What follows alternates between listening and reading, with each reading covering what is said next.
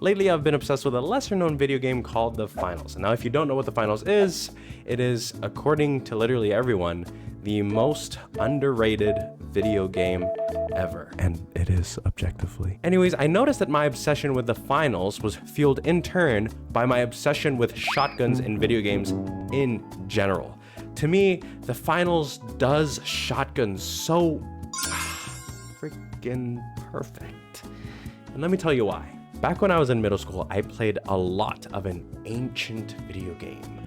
A video game documented for thousands and thousands of years, known in the ancient scrolls only as Team Fortress 2, or TF2 for short.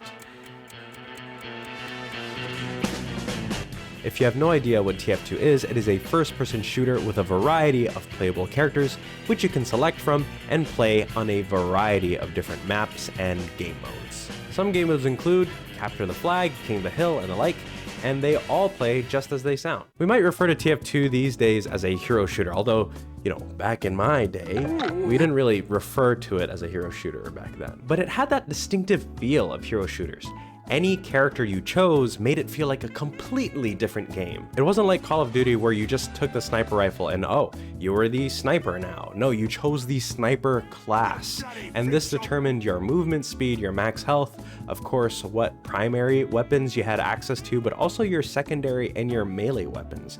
Your class even determined what hats you got to wear in game. Now, I played the frick out of that game. My mom would have to drag me out of the room to get me to eat or drink.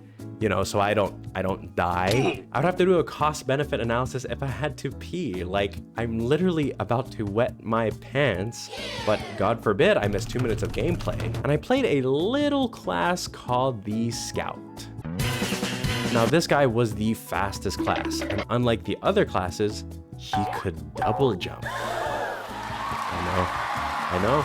Now this literally inhuman level of mobility was especially fun given his primary weapon of choice.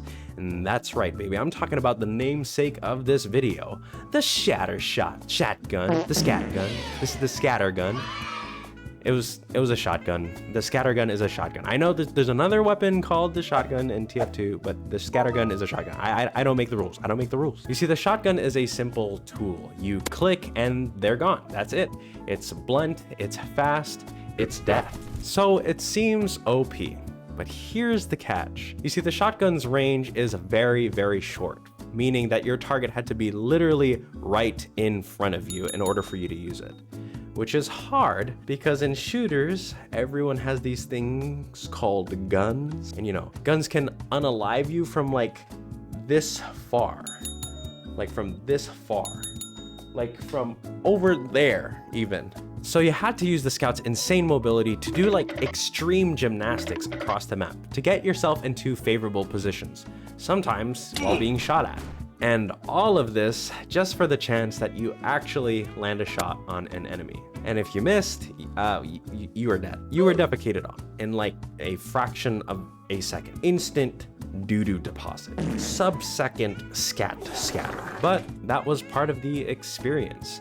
The Scout died about as fast as he moved, having the least HP of all the classes. It was by design. It was the magic of the whole thing. You see, back when I did play a lot of TF2, I was coming into high school as a freshman and navigating everything that came with that. Trying to find my friends, trying to find myself, trying to get good grades, romantic relationships. It was a complex time for my brain, which was the, you know, size of a slice of Spam, basically. And what better way to escape the nonsense than flipping the coin of shitting on or getting shit on. There's just something about this ultra fast paced weighing of options, the high risk, high reward scenarios, like, oh yeah, buddy, I'm in your face and I have a gun. Play ball! But which one of us is gonna die? Since then, the good old days, throughout high school and college, I've been chasing that feeling, that high. Now, to be clear, TF2 hasn't died or anything. In fact, it's kept a pretty stable player base throughout the years. But sometimes, for me, things just grow stale. And so I was out in the wild, not touching grass, mind you, but touching glass, looking for something new yet familiar, something that would give me that feeling. And so, in literally every shooter I played, I would always pick the shotgun. Drop it. Overwatch, and yes, I mean Overwatch 1, came out just about when I started to slow down a bit on TF2. It was shiny and new. It had all of these characters that had different... It was shiny and new. It had all of these different characters that all felt different to play. It was kinda suspiciously familiar. But most importantly, it had shotguns. Roadhog was one of the handful of shotgunners on the Overwatch roster, but wait, what do you mean he's slow? He can't double jump? He's a tank? Now don't get me wrong, Roadhog is fun, or was fun, I don't know, I haven't played Overwatch 2, but he wasn't really what I was looking for, you know? I wanted to zoom, I wanted to, you know, jump into your face, I wanted to break into your house. But instead, Roadhog had this weird like Mortal Kombat scorpion hook thing that would like latch onto you and make you jump into his face. Or he makes your house break into him. Huh? Anyways, that just wasn't the experience I was looking for. Reaper, the other shotgun wielder, or shotguns wielder to be more precise, was fun and way more mobile than the larger Roadhog. But his mobility wasn't really zoom. His mobility required some careful forethought in order to be effective. He had this teleport ability that took some time to execute, so you kind of had to know when and where you were safe to do so you don't just like instantly die the moment you go through. You also have to be somewhat smart, you know, somewhat cognitive to play him, and you know, that's just not happening here. I want to play Subway Surfers at 5 times speed, you know what I mean? Like, I don't want to play chess. So Reaper 2 didn't really have what I was going for. And there is a third guy with a shotgun, but I mean, is this really a gun though? To be fair, Overwatch did have Tracer, which was Overwatch's speedster, much like Team Fortress 2's Scout. She was super mobile, she had this dash ability that you could use a couple of times, but these just felt wrong to use after using Old Faithful for so long. So overall, Overwatch was fun to play and super innovative at the time given the unique abilities that their characters had. But the game just didn't really cater to that high that I was looking for. Moving on now to the so-called tactical shooters, more specifically CSGO and Valorant. Now these are very different games and came out in very different eras, but I think they're similar enough, as we'll see, to address all together. Tactical shooters are characterized by their emphasis on strategy, so planning and positioning are super important, and the actual gunplay was kind of just there to enforce superior planning and positioning. Now that's not to say that gunplay wasn't important at all in tactical shooters, it was just less so, especially because people died so fast in these shooters. Extended bouts of gunplay were just super rare. But again, I wanted to play Subway Surfers on steroids, I didn't want to play chess. So given this emphasis on strategy and my spam-sliced brain, I just felt so stiff. Oh, hold that angle, oh, okay. Oh, watch that corner, oh, okay. To be fair, the shotguns did feel nice when you could use them. They still had their characteristic simplicity. You click and they die. And because tactical shooters generally had an economic component, it helped that the shotguns were cheap. I would econ every round and would have enough to buy all of my teammates real guns. But it was just a little too hard to put yourself into situations where the shotgun would actually be good to use. In TF2, you had to do these extreme gymnastics across the map to get to a position where you could use your shotgun. But you were the scout. You were built to do these extreme gymnastics. But in tactical shooters, when you're in a pinch or in a non-ideal situation, usually you just switch your gun. You pick a gun off of the ground. And often that meant not using the Bucky.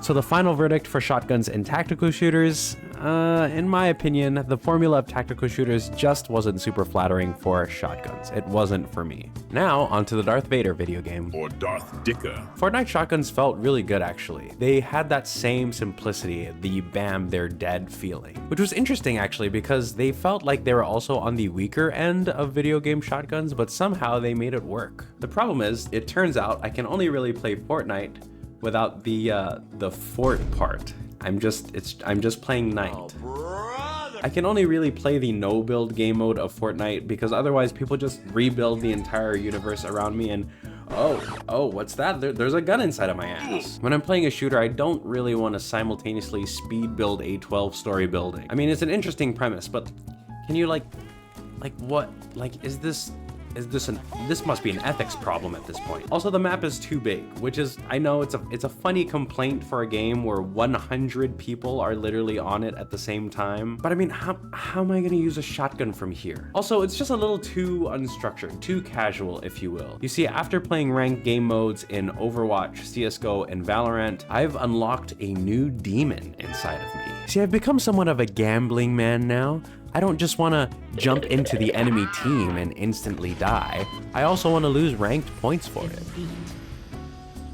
And also lose ranked points for everyone else on my team.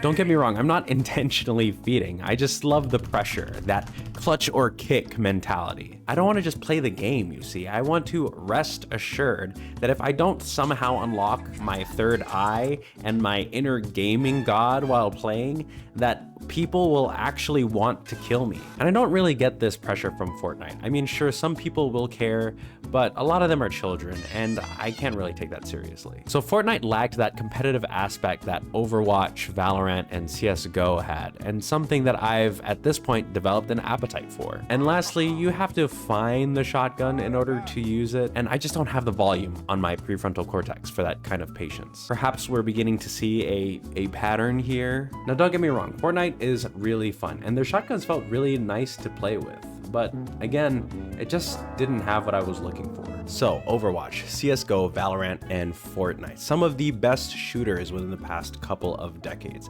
A formidable shooter Mount Rushmore, if you will. But none of them had that high I was looking for. None of them could quite wield the shotgun in the same way that TF2 has. So still my craving remained. My 13 to 14-year-old self felt trapped, still left wanting. Are you kidding me? What are you doing?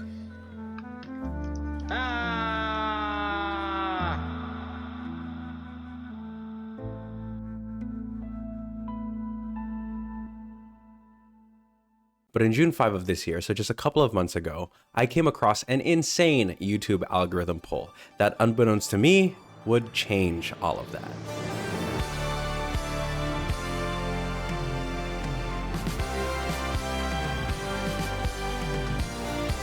It is a diamond in the rough. No, it's an oasis in this cruel, cruel desert of a world. My eyes lit up. My inner preteen practically clawing at the screen. I want to be in there. I want to get in there. I had discovered the finals. And all I had to say was, finally. Oh, bro. Now the big question, what is the finals? Sure, it's the most underrated video game ever, but what actually is it? So let's do an experiment. Take a look at the Steam page, just a glance, okay?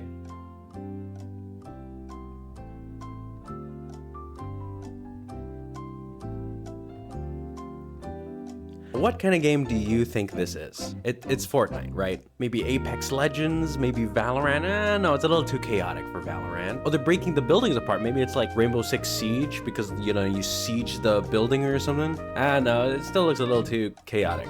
So it's Fortnite, right? It's Fortnite. Wrong! It's not. It's not. Despite me and my friends, and perhaps you at home as well, all being convinced that it was a battle royale, we were pleasantly surprised to find out that it was not. And neither was it one of those weird 50v50 shooters. It was actually kind of closer to the tactical shooters like CSGO and Valorant, except it was fast and chaotic and beautiful in the best ways. Like, imagine if CSGO or Valorant had 4 teams, 2 bombs, and 3 bomb sites.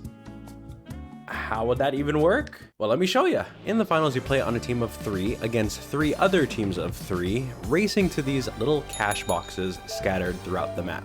Once your team grabs hold of a cash box, you then need to find a deposit station to put it into. Then you have to protect that deposit station from other teams while you wait for it to cash out, rewarding your team some cash. But if you fail to protect the deposit station while it's cashing out, another team can claim it. stealing away your hard-earned cash. And this stealing mechanic, much like the defusing mechanic in CSGO or Valorant, can lead to some of these intense nail-biting moments. So grab a cash box, put it into a deposit station, and protect it until it cashes out. Rinse and repeat until your team has enough cash to win the game.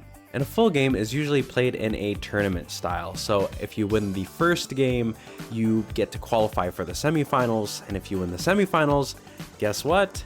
You make it to the finals. And guess what? If you don't place well in this tournament, you lose ranking. Very, very nice. So it's fast, chaotic, and it can get competitive. But this video is about shotguns. So what about the shotguns? Unlike hero shooters that generally have this vast roster of different characters that all feel very different to play, the finals devs were kind of just like, you know what, just fucking make the classes yourself already. Players got to choose from 3 character types, which determined your health, your movement speed, and of course, the weapons, abilities, and gadgets that you had access to. But here's the thing, each component of your loadout, each weapon, each gadget, each ability that you chose varied the gameplay by so much that it always felt like you were creating a completely new class from scratch. Oh, you want to play the scout from TF2? Pick the light character, take the dash ability, and pick up a shotgun. Maybe you want to play Torbjorn Overwatch. Well, pick the medium character, take the turret ability, and take a shotgun. Oh no, you might say, I want to play Roadhog Overwatch. Well, pick the heavy character, take the winch claw ability, and you guessed it, take a shotgun. So not only can you play the scout, but you can play so many other shotgun wielding classes. My loadout of choice was the cloaking ability, which made you semi-invisible, together with the double-barreled shotgun, meaning you could only have 2 bullets in the chamber at once. So if you missed, well, you were dead, which was exactly what I was looking for. The gameplay of the finals itself was chaotic in all the best ways. Map traversal is made smooth with zip lines and jump pads that link all of the high traffic zones. So they're basically built to get you into the action as fast as possible. Like imagine if the OG Fortnite map was just 5 loot lakes and there were just a bunch of zip lines that connected all of them. There would always be action on your screen. You were always scrambling for the next thing to do, whether it's going to the next cash box, defending your deposit station, or attacking someone else's deposit station. There's no, oh, hold that angle, or oh, watch that corner. Also, don't forget that the map is destructible, so you can just take the corner and fucking break it. The finals is designed in such an interesting way compared to the other games. It fits in the space right in between Valorant and Fortnite. It's not as claustrophobic as Valorant, but it's not as hyper casual or loose like Fortnite. It has just the right amount of chaos that is controlled just enough to maintain that sort of competitive edginess. And in my opinion, this was the perfect setting for my maniacal use of the shotgun. Now, I'm not sponsored or anything, but that would be sick. I just wanted to share my love for this shotgun-coded game. The gameplay is just Subway Surfers on steroids. And really, what better setting could I possibly have for flipping that coin of shitting on or getting shit on? And damn, playing the finals gave me that feeling back. I was 14 again. You could almost smell the ham and cheese hot pockets on my fingers. Even if just for an hour or two, life was simple again. As simple as the shotgun. If you're still here, I want to thank you for watching through. It means a lot to me that you would spend your time doing this rather than literally anything else. And do consider liking the video if you did, and subscribing if you're into this kind of content, and like dinging the bell if, whatever. You can also catch me live streaming the finals, among other things, at twitch.tv/phorpho, so consider following me there as well. And feel free to comment down below, what was your video game experience that you miss from your childhood? Like, what was your TF2 Scout experience? And if your TF2 Scout experience was just the TF2 Scout, then I highly, highly recommend that you check out the finals for yourself. Thanks again, and I'll see you guys next time. And as always, guys, in everything and anything you do, let's freaking go!